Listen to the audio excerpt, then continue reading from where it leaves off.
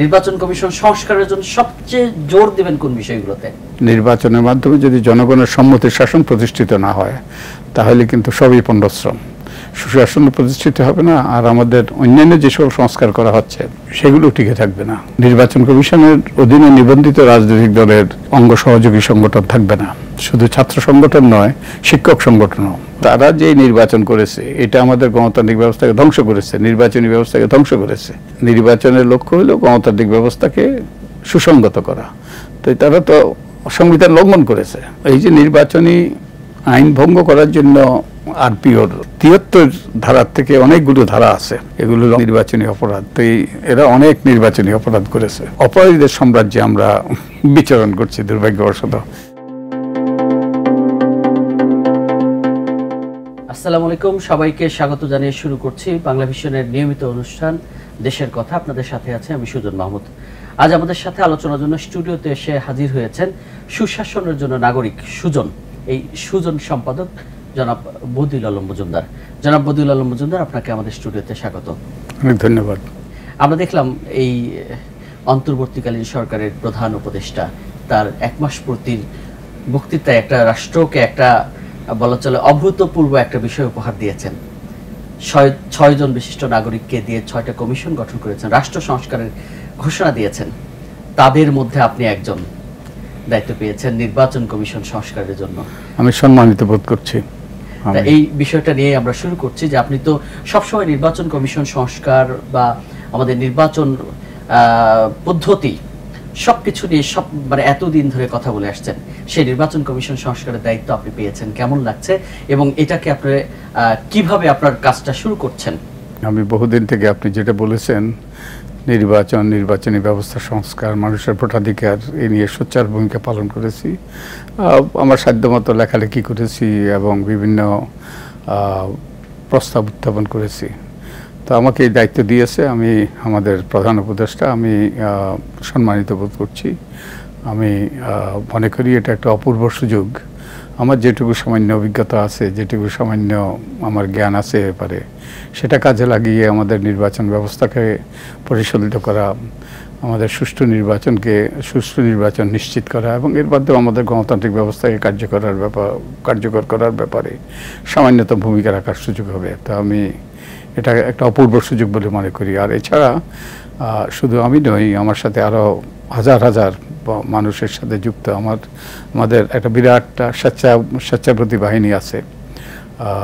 তো তারা এই যে কাজটা আমি করেছি, তারাও এই কাজে আমার সহযোগী ছিলেন, সাথী ছিলেন। আমি অত্যন্ত আনন্দিত যে এটা আমার নয়, আমাদের সকলের কাজের একটা স্বীকৃতি হিসাবে আমরা মনে করি স্বীকৃতি দিয়েছেন আমাদের প্রধান উপদেষ্টা।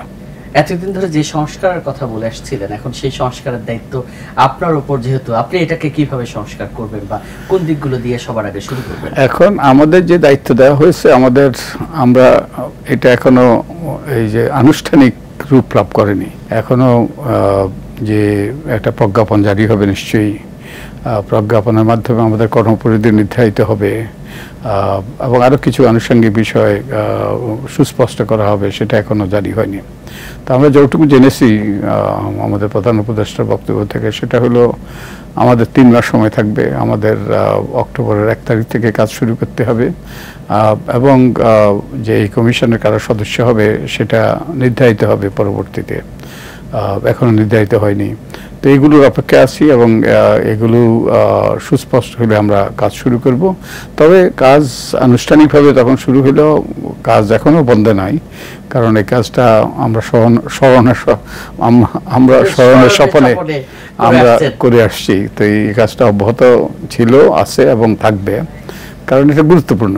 কারণ নির্বাচন ব্যবস্থা হলো এটা গণতান্ত্রিক ব্যবস্থার মেরুদণ্ড স্বরূপ। তো নির্বাচন যদি সঠিক না হয়, সুষ্ঠু না হয়, নির্বাচনের মাধ্যমে যদি জনগণের সম্মতির শাসন প্রতিষ্ঠিত না হয় তাহলে কিন্তু সবই পণ্ডশ্রম। সুশাসন প্রতিষ্ঠিত হবে না, আর আমাদের অন্যান্য যে সকল সংস্কার করা হচ্ছে সেগুলো টিকে থাকবে না যদি না নির্বাচনী ব্যবস্থাটা সঠিক না হয় এবং এই নির্বাচনী ব্যবস্থার মাধ্যমে সত্যিকারের জনপ্রতিনিধি, যারা মানুষের সম্মতি নিয়ে এই যে দায়িত্ব নেবে, সেই রকম ব্যক্তিরা যদি ওই যে দায়িত্ব নেওয়ার সুযোগ না পায়, তাহলে আমরা যেই তিমিরে ছিলাম এই চেয়ে আরো তিমিরে আমরা তিমিরে হারিয়ে যাব। আপনি যেটা বলেন যে শয়নে স্বপনে সবসময় এই ব্যবস্থা নিয়ে আপনি কাজ করে আসছেন, সুতরাং এটা তো আপনি একদম দায়িত্ব বলা চলে যে নাম ঘোষণার আগে থেকেই আপনার মাথায় আছে যে আপনি কোন কোন বিষয়গুলো সবার আগে যদি সংস্কার করতে বলা হয়, অথবা আপনি কোন কোন বিষয়গুলো নির্বাচন কমিশন সংস্কারের জন্য সবচেয়ে জোর দিবেন কোন বিষয়গুলোতে। দায়িত্বের কথা একটা বাক্য শুধু বলি, তো এটা আমাদের প্রধান উপদেষ্টা দায়িত্ব দিয়েছেন, কিন্তু এটা আমি আমার মানে বহুদিন থেকে আমি নিজের দায়িত্ব হিসাবে নিয়েছি এবং সেই লক্ষ্যে কাজ করছি। অনেকগুলো বিষয় গুরুত্বপূর্ণ।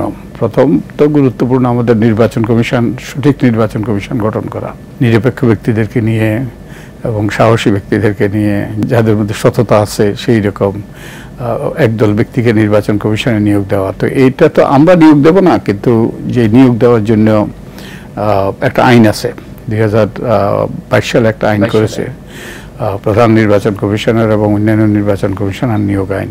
কিন্তু এই আইনটা সঠিক আইন নয়, এটা সন্তোষজনক নয়। তো এই আইনটার মধ্যে পরিবর্তন আনতে হবে, সেটা দিয়ে শুরু হবে।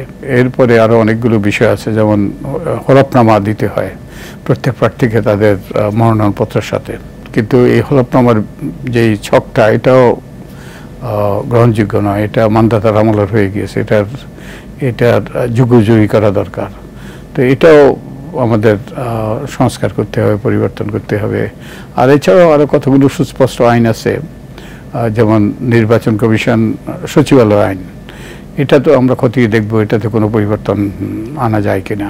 এককালে তো নির্বাচন কমিশন সচিবালয় প্রধানমন্ত্রীর অফিসে ছিল, প্রধানমন্ত্রীর অফিসের নিয়ন্ত্রণে ছিল। তো আমাদের প্রচেষ্টায় কিন্তু 2007-এ ভিন্ন সচিবালয় সৃষ্টি হয়, কিন্তু একটা সচিবালয় আইন হয়। এই আইনটা সঠিক কিনা, এখন আর কোনো পরিবর্তন আনা দরকার কিনা। তারপর আরপিও হলো রিপ্রেজেন্টেশন অফ পিপল অর্ডার, গণপ্রতিনিধিত্ব আদেশ 1972। তো এটা হলো মূল আইন সংসদ নির্বাচনে, জাতীয় নির্বাচনের।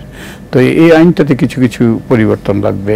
এই আইনটাও যে হয়েছে এটার ব্যাপক সংস্কার হয়েছে 2007 সালে, এবং 2008 সালে অধ্যাদেশ হিসাবে যে সকল পরিবর্তনগুলো হয়েছে অধ্যাদেশ হিসাবে জারি করা হয়েছিল। তারপরে 2009-এ সংসদ গঠিত হওয়ার পর এগুলো সংসদ অনুমোদন করে। ওই আইনটা ব্যাপক সংস্কার, এবং সেখানেও আমাদের ভূমিকা ছিল। আমরা 2007 সালে প্রয়াত প্রফেসর মুজাফর আহমদ এবং প্রয়াত বিচারপতি ইবাদুল হক, আমরা তিনজন মিলে এই পুরো আইনটাকেই পুনর্লিখন করেছিলাম এবং তখনকার নির্বাচন কমিশনকে দিয়েছিলাম। তারা আমাদের এইগুলো গ্রহণ করে, তারা রাজনৈতিক দলের সাথে আলাপ আলোচনা করে এই ওই আরপিওতে অন্তর্ভুক্ত করেছে। তো আরপিওটা মোটামুটি গ্রহণযোগ্য, তবুও কিছু কিছু ক্ষেত্রে পরিবর্তন আনা দরকার। যেমন আমাদের ছাত্রদের পক্ষ থেকে লেজুর ভিত্তিক ছাত্র রাজনীতি, এটা তাদের 9 দাবির একটা দাবি। তো এটার বিধান আছে এর মধ্যে। আমরা কিন্তু আগে এই লেজুর ভিত্তিক ছাত্র রাজনীতির বিপক্ষে, এটা যাতে বিলুপ্ত হয় সেই জন্য আমরা আইনে অন্তর্ভুক্ত করা হয়েছিল। রাজনৈতিক দলের নির্বাচন কমিশনের অধীনে নিবন্ধিত রাজনৈতিক দলের তাদের অঙ্গ সহযোগী সংগঠন থাকবে না, শুধু ছাত্র সংগঠন নয়, শিক্ষক সংগঠনও।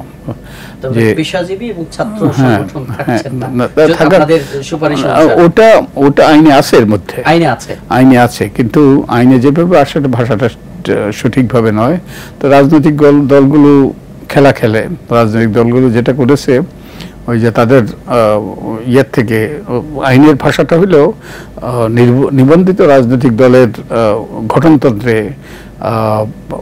অঙ্গ সহযোগী সংগঠনের বিধান থাকতে পারবে না। তো এই রাজনৈতিক দলগুলো ওই যে তাদের গঠনতন্ত্র থেকে বাদ দিয়েছে, কিন্তু ওগুলোকে ভাতৃপ্রতিম সংগঠন বলে চালিয়ে দিয়েছে। এই যে রাজনৈতিক যে অপরাজনীতি, আমাদের যে দেউলিয়াপনার রাজনীতি, তো এই এখন এগুলো তো ছাত্র রাজনীতি না, ছাত্রদের ব্যবহার করার রাজনীতি, লাঠিয়াল সৃষ্টি করার রাজনীতি। তো এটার জন্য এখন আইনে কিছু পরিবর্তন আনতে হবে, যাতে ওই যে যেটা আইনের লক্ষ্য সেটা যাতে বাস্তবায়িত হয়। তারপরে এই ভ্রাতৃপ্রতিম যে সংগঠনগুলো এবার কি সংস্কারের মধ্য দিয়ে তাদেরও কোনো একটা বাদ ইয়ের মধ্যে আমি কয়েকদিন আগে একটা জরিপ দেখেছি, প্রথম আলো একটা জরিপ করেছে, 93% মানুষ, 3 লাখ কতজন যেন এই জরিপে অংশ নিয়েছে। তো এটা বন্ধ হওয়া দরকার। তো এই আশা করি যে এটা অন্তর্ভুক্ত করব আমরা, কারণ এটা অন্তর্ভুক্ত না হওয়ার কোনো কারণ নেই। তারপর রাজনৈতিক দলগুলো যাকে তাকে মনোনয়ন দেয় এবং তাদের নেতাকর্মীদের তাদের ভূমিকা থাকা দরকার, তাদের সুস্পষ্ট মতামতের ভিত্তিতে মনোনয়ন দেওয়া দরকার। এই বিধানটা আছে, কিন্তু এই বিধানটাও আমরা যেভাবে প্রথম আমরা যেটা সুপারিশ করেছিলাম এটাকে এই যে বদলিয়ে দিয়েছে। আমরা 2008-এর ইয়েতে আমরা যখন অধ্যাদেশ জারি হয় তখন ছিল রাজনৈতিক দলের নেতাকর্মীরা যে তারা একটা প্যানেল তৈরি করবে এবং কেন্দ্রীয় মনোনয়ন বোর্ড ওই প্যানেল থেকে মনোনয়ন দেবে। কিন্তু যখন সংসদে যখন অনুমোদন হয় তখন তারা বদলিয়ে দিয়েছে ওটা বিবেচনায় নিয়ে। তো এটা তার মানে তারা যাকে ইচ্ছা থাকে মনোনয়ন দিতে পারত এবং এর মাধ্যমে কিন্তু মনোনয়ন বাণিজ্য হয়। আমরা এই যে পুরো সংসদে ব্যবসায়ীদের করায়ত্ত হয়ে গিয়েছে এবং টাকার খেলা এটা এখন নিত্যনৈতিক ব্যাপার হয়ে গিয়েছে। এটা আর জনপ্রতিনিধি হয় না, এটা হলো ওই যে রাজনীতির ব্যবসায়ীকরণ হয়েছে, ব্যবসায় রাজনীতিকরণ হয়েছে। অধিকাংশ সংসদ সদস্য নিজেদের স্বার্থে, দলীয় স্বার্থে কাজ করে, জনগণের স্বার্থে নয়। তো এখানেও পরিবর্তন আনা দরকার। তারপরে আমাদের যে হলফনামা দেওয়া হয় এগুলো কোনো যাচাই বাছাই করে দেওয়া হয়, যাচাই বাছাই করা হয় না। নির্বাচনী ব্যয়ের যে হিসাব দেওয়া হয় এটাও মানে 2-1 জন ছাড়া আর সবাই কিন্তু এখানে কোনো মানে কি বলবো একটা শক্ত যে বিশেষণ ব্যবহার করতে হয়। কেউ কিন্তু সত্য ওখানে বলেন না, ওখানে এই আয় ব্যয়ের হিসাবে, নির্বাচনী ব্যয়ের হিসাবে। তো এখানেও যাচাই বাছাই করা দরকার, কারণ আমাদের সংসদ আছে কিন্তু সংসদে জনগণের, এটা হলো মহান জাতীয় সংসদ, ওখানে কিন্তু এক শ্রেণীর মানুষেরই প্রতিনিধিত্ব। তো এটার পরিবর্তন আনা দরকার এটা। এবং আমরা এরকম আরো, তারপরে আরেকটা আছে আমাদের ভোটার তালিকায় একটা ত্রুটি আছে। সেই ত্রুটিটা হলো যে আমাদের 2008-এ যে নির্বাচন হয়েছে সেই নির্বাচনে 12 লাখ বেশি নারী ছিল পুরুষের তুলনায় ভোটার তালিকায়, আর এখন নারীর সংখ্যা কম। তার মানে ওটাকে আমরা বলি জেন্ডার গ্যাপ, যে নারীদের ওই যে ভোটার তালিকা অন্তর্ভুক্ত করা হয়নি, বাড়ি বাড়ি যাওয়া হয়নি। তো এগুলোর পরিবর্তন আনতে হবে।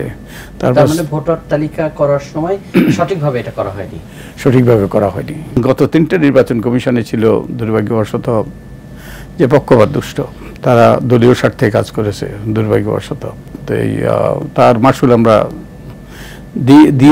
দিচ্ছি এবং আমাদের এত প্রাণহানি ঘটেছে এইসব কারণে।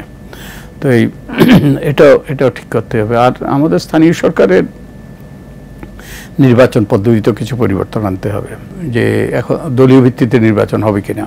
আগে আমাদের স্থানীয় সরকার নির্বাচন ছিল নির্দলীয়, কিন্তু দলীয় ভিত্তিতে নির্বাচনের মাধ্যমে আমরা পুরো প্রতিষ্ঠানগুলোকে কলুষিত করেছি, চরমভাবে কলুষিত করেছি।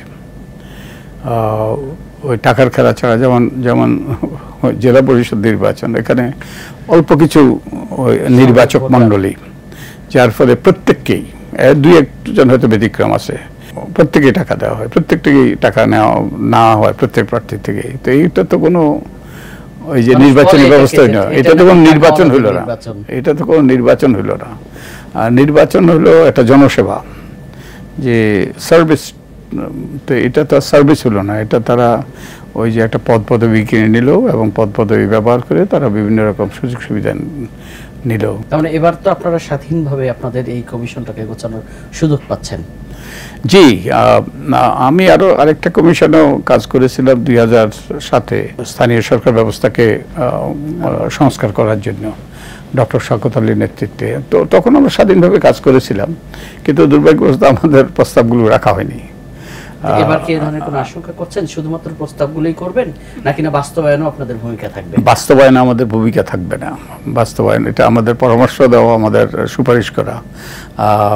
বাস্তবায়নের ভূমিকা, বাস্তবায়ন হবে, কোনটা বাস্তবায়ন হবে, কোনটা রাখা হবে না রাখা হবে, এটাও একটা ওই যে রাজনৈতিক দলের সাথে একটা সমঝোতার ভিত্তিতে, একটা ঐক্যমতের ভিত্তিতে এটা অন্তর্বর্তীকালীন সরকারের প্রধান বলেছেন যে এটা সংলাপ হবে রাজনৈতিক দলের সাথে, তার ভিত্তিতে এগুলো চূড়ান্ত হবে।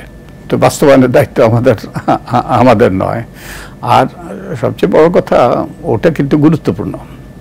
আমরা সংস্কারের মাধ্যমে আমরা অনেকগুলো যে সুস্পষ্ট বিধিনিষেধ সৃষ্টি করলাম, একটা আইনি কাঠামো তৈরি করলাম, কতগুলো যে কি করা যাবে কি করা যাবে না। যে উদাহরণ হিসাবে যে আমরা যেমন সিঁড়িতে যখন উঠি একটা গার্ড রেল থাকে যাতে আমরা পড়ে না যাই, তো গার্ড রেল সৃষ্টি করা আর কি। কিন্তু এই গার্ড রেল থাকলেই যে আপনি যদি লাভ দিতে চান, ঝাঁপ দিতে চান, আপনাকে এটাকে বিরত করবে না। ঠিক তেমনিভাবে আমাদের রাজনৈতিক দলগুলো যদি এইসব মানতে না চায় তাহলে কিন্তু কেউ তাদেরকে মানাইতে পারবে না। তো এটাই হলো সমস্যা আমাদের, যেটা দুর্ভাগ্যবশত ধরেন এখন আমরা সংস্কারের কথা বলছি, একসময় তো সংস্কার গালি ছিল, সংস্কারপন্থী আমরা অনেক রকম ঠাট্টা মস্করার শিকার হয়েছে ওই সময়টাতে আমরা অনেক ঠাট্টা মস্করার শিকার হয়েছি। তারপরে হেয় প্রতিপন্ন করা হইতো। কিন্তু ওই সংস্কারগুলো যদি করা হইতো, সংস্কার মানে কি? পরিবর্তন, যে উৎকর্ষ সাধন করা, যে যুগোপযোগী করা, আইন কানুন বিধিবিধানকে সঠিক করা যতটুকু সম্ভব, তাহলে কিন্তু আজকে আমরা এই অবস্থায় আসতাম না। যদি আমরা একটা স্বাধীন নির্বাচন কমিশন নিয়োগ করতাম, এই যে নির্বাচন কমিশন সম্প্রতি বিদায় নিল, এবং তারা যদি স্বাধীনভাবে কাজ করত এবং তারা যদি নিরপেক্ষতার সাথে কাজ করত এবং বিবেক বুদ্ধি বিবেচনা খরচ করে যদি কাজ করত, তাহলে এতগুলো প্রাণহানি করতো না। গণতন্ত্র হলো সংবিধানের একটা মৌলিক কাঠামো, এইটা লঙ্ঘন করা যায় না। তার মানে যারা লঙ্ঘন করে তারা তো শাস্তির মুখোমুখি, তারা হলো সংবিধান লঙ্ঘন করেছে। অর্থাৎ তারা যে নির্বাচন করেছে এটা আমাদের গণতান্ত্রিক ব্যবস্থাকে ধ্বংস করেছে, নির্বাচনী ব্যবস্থাকে ধ্বংস করেছে। আর সংবিধান হলো যে নির্বাচনের লক্ষ্য হলো গণতান্ত্রিক ব্যবস্থাকে সুসংগত করা। তো তারা তো সংবিধান লঙ্ঘন করেছে। তারপর শুধু তাই না, তাদের অগাধ ক্ষমতাও দেওয়া হয়েছে। তার মানে এই নির্বাচনগুলো, পেছনের নির্বাচনগুলো গ্রহণযোগ্য হয়নি, অথবা হচ্ছে এটাকে আপনি আপনার ভাষায় যদি বলি ধ্বংস করে দেওয়া হয়েছে, এই নির্বাচনে পাঠিয়ে দেওয়া হয়েছে। সেটার জন্য আইন দায়ী নয়, বরং যারা আইনকে পরিচালনা করেছে বা কমিশনার যারা ছিল এই ব্যক্তিদেরই দায়ী করছে। এই ব্যক্তিদেরই দুর্বলতা, এই ব্যক্তিদের পক্ষপাতদুষ্টতা। তাদেরকে সুষ্ঠু নির্বাচন করার মতো কোনো অবস্থা ছিল নাকি না অবস্থা ছিল না আমরা জানি না। যদি না থাকে তো তারা তো সংবিধান লঙ্ঘন করেছে। তাদের তো এখন তারা সংবিধান লঙ্ঘন হয়ে বলে সেই অজুহাতে তারা পদত্যাগ করেছে। তো তখন পদত্যাগ করতে পারতেন না। তো এটা কোনো নির্বাচন না। নির্বাচন সংজ্ঞাগত বোধ হলো বিকল্প থেকে বেছে নেওয়া। বিকল্পটা যথাযথ বিকল্প হইতে হবে, এবং এমন বিকল্প যাদের ওই যে ভিন্ন দল, ভিন্ন মত, ভিন্ন পথ, ওটার মধ্যে প্রতিযোগিতা হবে। মানুষ যাতে বেছে নেওয়ার, ওটা হলো বাই ডেফিনেশন ওই যে বিকল্প থেকে। তো এই আমার দামের মধ্যে নির্বাচন করে নির্বাচন না, ওটা গণতন্ত্রকে ধ্বংস করে। তার মানে সংবিধানের মৌলিক কাঠামোর সাথে এটা অসঙ্গতিপূর্ণ, সংবিধানের লঙ্ঘন তারা করেছেন দুর্ভাগ্যবশত। তার মানে আপনারা কি সামনে এই ধরনের কোনো সুপারিশ করবেন যারা লঙ্ঘন করেছে তাদের বিরুদ্ধে কোনো ব্যবস্থা, অথবা পরবর্তীতে যেন লঙ্ঘন করতে না পারে, সেক্ষেত্রে আপনাদের কোনো সুপারিশ থাকছে কিনা? অথবা আপনারা এখন এই যে নির্বাচনী আইন ভঙ্গ করার জন্য আরপিওর ওই যে গণপ্রতিনিধি আছে ৭৩ ধারার থেকে অনেকগুলো ধারা আছে। আমার যতটুকু মনে পড়ে ৮৯ ধারা পর্যন্ত হইল। এগুলো অপরাধ, নির্বাচনী অপরাধ। তো এরা অনেক নির্বাচনী অপরাধ করেছে। শুধু তাই নয়, আমাদের দেশে আমরা চারদিকে অপরাধীর দ্বারা পরিবেষ্টিত। ১৪ নির্বাচন, ২০১৮ নির্বাচন, ২০২৪ নির্বাচন, যারা এই নির্বাচনগুলো প্রভাবিত করেছে। তো আমরা অপরাধীদের সাম্রাজ্যে আমরা বিচরণ করছি দুর্ভাগ্যবশত। এই অপরাধীরা কি এখন পার পেয়ে যাবে নাকি আপনারা তাদেরকে ধরার কোনো? এটার একটা স্ট্যাটিউট অফ লিমিটেশনস আছে আমার যতটুকু মনে পড়ে। তো এখন ইচ্ছা করলে তাদেরকে ওই যে বিচারের আওতায় আনা যায়, যে কোনো স্পেশাল করে ব্যবস্থা করে তাদের বিচারের আওতায় আনা যায়। মানে আপনারা কি ভাবছেন যে তাদেরকে বিচারের আমরা একটা এই ধরনের সুপারিশ করবেন কিনা? এই ধরনের একটা দৃষ্টান্ত তো দরকার, যে সামনে যেন এই ধরনের সাহস না করে। এগুলো ভাবতে হবে, ভেবে এগুলো সিদ্ধান্ত নিতে হবে। বাট এই কথা মানে আমি লজ্জাবোধ করি আমাদের উচ্চশিক্ষিত ব্যক্তিরা আমাকে প্রায় বলে যে নির্বাচনে যারা দাঁড়াবে তাদের যেন শিক্ষাগত যোগ্যতা বেঁধে দেওয়া হয়, বিএ পাস, এমএ পাস। কিন্তু এই যে যারা এইসব অপরাধ করলেন, এরা উচ্চশিক্ষিত, এরা এরা সমাজের উপরতলার মানুষ এবং সেটা গর্ব করে, বুক ফুলে গর্ব করে বেড়ান। নিজেদের অপরাধের কথাই বলে বেড়ান, অন্যদের অপরাধের কথা বলেন, নিজের অপরাধের কথা স্বীকার করেন না। লজ্জার বিষয়। অপরাধের সাম্রাজ্য, এই শুধু এইগুলো তো হলো নির্বাচনী অপরাধ, আরো কত অপরাধ, এই যে মানবতা বিরোধী অপরাধ, যে হত্যাকাণ্ড ঘটিয়েছে, তারপরে ফৌজদারি অপরাধ, যে আয়নাগর থেকে শুরু করে এই যে বিভিন্নভাবে মানুষের মানবাধিকার লঙ্ঘন, কতভাবে নিপীড়ন, নির্যাতন, তারপরে আর্থিক অপরাধ। আমরা criminal empire we have created, এবং এই ক্রিমিনালদের মাঝে আমরা বসবাস করছি, দুর্ভাগ্যবশত। এটাই আমাদের দুর্ভাগ্য। তা এর মাঝে আমরা একটু অন্যদিকে একটু মানে অন্য কিছু প্রসঙ্গ নিয়ে কথা বলতে চাই। সাবেক প্রধানমন্ত্রী, ওনার মানে এর আগে একটা অডিও কল রেকর্ড ফাঁস হয়েছে, কল রেকর্ড ফাঁস, আরেকটা কল রেকর্ড ফাঁস হয়েছে। উনি প্রথম অডিও রেকর্ডে বলেছিলেন জনৈক কোনো এক ব্যক্তির সাথে, বলছেন উনি দেশের খুব কাছে আছেন, যে কোনো সময় ঢুকে যাবেন। এর পরবর্তীতে বলছেন যে উনি পদত্যাগই করেননি।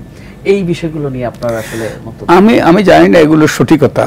তো এগুলো যিনি বলতে পারেন, তার মানসিক ভারসাম্য সম্পর্কে, যদি এগুলো ওনার সত্যিকারের ওনার বক্তব্য হয়ে থাকে, মানসিক ভারসাম্য সম্পর্কে আমাদের সন্দেহ করার কারণ রয়েছে। কারণ ওই শেষটার আমি একটু শুনেছিলাম, আমার কাছে অবিশ্বাস্য মনে হয়।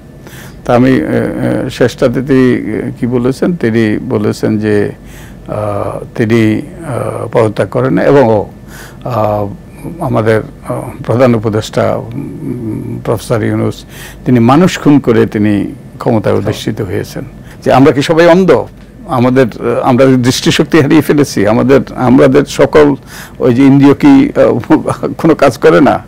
তো এটাই কিন্তু ওনারা সত্যকে সত্য বলে স্বীকার না করে মিথ্যাকে সত্য বলে প্রতিষ্ঠিত করার, এবং অন্যায় করে অন্যের উপর চাপিয়ে দেওয়ার, এবং বিভিন্নভাবে অপরাধ, মিথ্যাচার, এগুলোই ওনারা ব্যবহার করেছেন, দুর্ভাগ্যবশত। আমরা আমাদের যেই মূল লক্ষ্য নিয়ে দেশ স্বাধীন হয়েছিল, আত্মত্যাগ করেছিল অগণিত মানুষ, সেটাই আমরা তাদের প্রতি বিশ্বাসঘাতকতা করেছি সেই রক্তের সাথে।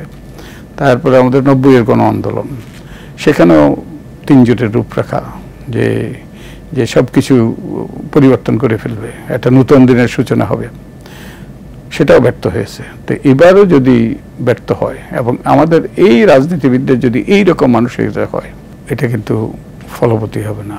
যেমন সুষ্ঠু নির্বাচন, যেটা আমি বললাম, যেটা সবচেয়ে শক্তিশালী নির্বাচন কমিশনও সুষ্ঠু নিরপেক্ষ নির্বাচন করতে পারবে না, কারণ নির্বাচনের জন্য অনেকগুলো অংশীজন থাকে। প্রথম অবশ্যই নির্বাচন কমিশন, তারপরে সরকার তথা আইনশৃঙ্খলা রক্ষাকারী বাহিনী, প্রশাসন, তারা নিরপেক্ষ আচরণ করতে হবে। তারা পক্ষপাত দুষ্ট আচরণ করলে সুষ্ঠু নির্বাচন হবে না, যেটা আমরা দেখেছি। রাজনৈতিক দল, তারা যদি এরকম মানসিকতা পোষণ করে, তারা যদি ছলে বলে কলে কৌশলে নির্বাচনে জেতার জন্য তারা বদ্ধপরিকর হয়, তারা যদি অর্থের বিনিময়ে এই যে নির্বাচনী ফলাফলটা কেনার জন্য উদ্যোগী ভূমিকা নেয়, তাহলে আমরা ওই যে best democracy money can buy. তাই আমাদের রাজনৈতিক সংস্কৃতি, আমাদের রাজনৈতিক দলগুলোর আচরণ, আইন কানুন বিধিবিধানের প্রতি শ্রদ্ধাবোধ, এবং তাদের সততা নিষ্ঠা, এবং এটা জনকল্যাণ, পাবলিক সার্ভিস, এইভাবে যদি না দেখি, তাহলে আমরা আবারও আমাদের এই বিজয়, জনগণের বিজয়, এত প্রাণের বিনিময়ে এই বিজয় আবারও ছিনতাই হয়ে যাবে, দুর্ভাগ্যবশত। তবে আমরা চাই না যে আমাদের এই বিজয় ছিনতাই হোক। আমরা আর কোনোভাবেই অবশ্যই আমরা এই সরকার গড়তে হয়েছে, তারা দায়িত্ব দিয়েছে, এই বিজয়টা যেন ব্যর্থ না হয়। আমি এই প্রশ্নটাই করছি যে আসলে এই সরকার, অন্তর্বর্তীকালীন সরকারের 1 মাস পেরিয়ে গেছে, এর মধ্যে বিভিন্ন রকমের অস্থিরতা, টালমাটাল পরিস্থিতি, সবকিছু মিলিয়ে আপনি এই সরকারের যদি সফলতা ব্যর্থতা সব মিলিয়ে আপনার মূল্যায়ন কি, আসলে কি বলবেন? এই সরকার তো একটা ওই যে বিশেষ পরিস্থিতির সরকার, এটা যেই তত্ত্বাবধায়ক সরকার ছিল আগে, ওই তত্ত্বাবধায়ক সরকার রুটিন কাজ করত এবং তারা কোনো নীতি নির্ধারণের ব্যাপারে তাদের কিছু করার ছিল না, তাদের তেমন কাজই ছিল না। কারণ তখন প্রশাসন মোটামুটি, যখন তত্ত্বাবধায়ক সরকার ছিল তখন মোটামুটি নিরপেক্ষভাবে আচরণ করেছে, আইন শৃঙ্খলা রক্ষাকারী, কারণ তখন অত খারাপ হয়নি, দলীয়করণ এত চরম আকার ধারণ করে নাই। কিন্তু এই সরকার সব কিছু ভেঙে পড়েছে। এই যে আমাদের পুলিশ বাহিনী, একটা রাষ্ট্রীয় বাহিনী, এ তো দলীয় বাহিনীতে পরিণত হয়েছে। সেই দলের প্রধান এবং দলের কিছু নেত্রীরা যখন পালিয়ে যায় তখন পুরো পুলিশ ব্যবস্থা ভেঙে পড়ে, সবাই ওই যে আত্মগোপন করে। তা আমাদের সব প্রতিষ্ঠানগুলো ভেঙে পড়েছে, যে অযোগ্য, অদক্ষ, তারপরে দুর্নীতিবাজ, এদেরকে দিয়ে এই সব প্রতিষ্ঠানগুলো গড়ে তোলা হয়েছে, তারাও পালিয়ে গিয়েছে। তারপরে আমাদের এই যে প্রশাসন, তো চরম দলীয়করণ, তো এইগুলো পুরোটাই ভেঙে পড়েছে। আমাদের প্রধান উপদেষ্টা যেটা বলেছেন, তো এগুলো পুনর্গঠন করা এটা চারটিখানি কথা নয়। তারপরে কিছুদিন তো আমাদের ইয়েই ছিল না, আইন শৃঙ্খলা রক্ষাকারী বাহিনী ছিলই না, এখনো কার্যকর নয় পুরোপুরি। তারপর আমাদের ছাত্ররা, আমাদের তরুণরা এই পুলিশের ভূমিকা পালন করেছে, এটা অত্যন্ত প্রশংসনীয় ভূমিকা পালন করেছে। তো এই যে নৃশংসতা, এই যে নিষ্ঠুরতা, অমানবিকতা, এই যেই রকম মানে এর প্রতিশোধ পরায়ণতা সৃষ্টি হওয়ার কথা ছিল, তো সব এই বিপ্লব, এটা আমি বলি এটা এই যে মনসুন রেভলিউশন। তো আমরা চেষ্টা করছি, আমরা আমাদের পক্ষ থেকে যতটুকু করা, সহায়তা করা, যাতে আমরা সফল হই এবং এটা যেন এই তরুণদের রক্তের সাথে আমরা যেন বিশ্বাসঘাতকতা না করি। আমরাও চাই যে আসলে এই তরুণদের রক্তের সাথে বিশ্বাসঘাতকতা না হোক, আমাদের দেশ পুনর্গঠন সঠিকভাবে। তো আমি আশা করি সবাই যে যার অবস্থান থেকে আমরা আমাদের ভূমিকা পালন করব, যাতে আমরা সেই লক্ষ্যে পৌঁছতে পারি। আমরাও আশা করব যে এই তরুণদের রক্ত বৃথা না যাক, আমরা প্রত্যেককেই আমরা দেশ পুনর্গঠনে আমাদের যে যথাযথ ভূমিকা সেটা থাকবে। আর এতক্ষণ আমাদের সাথে সময় দেওয়ার জন্য আপনাকে অসংখ্য ধন্যবাদ জানাচ্ছি। আপনাকেও ধন্যবাদ। দর্শক, আপনাদেরও ধন্যবাদ জানাচ্ছি এতক্ষণ আমাদের সাথে থাকার জন্য। আগামী পর্বে দেখা হবে এই প্রত্যাশায় শেষ করছে আজকের মতো। সে পর্যন্ত ভালো থাকবেন, সুস্থ থাকবেন এবং বাংলা ভিশনের সঙ্গে থাকবেন। আল্লাহ হাফেজ।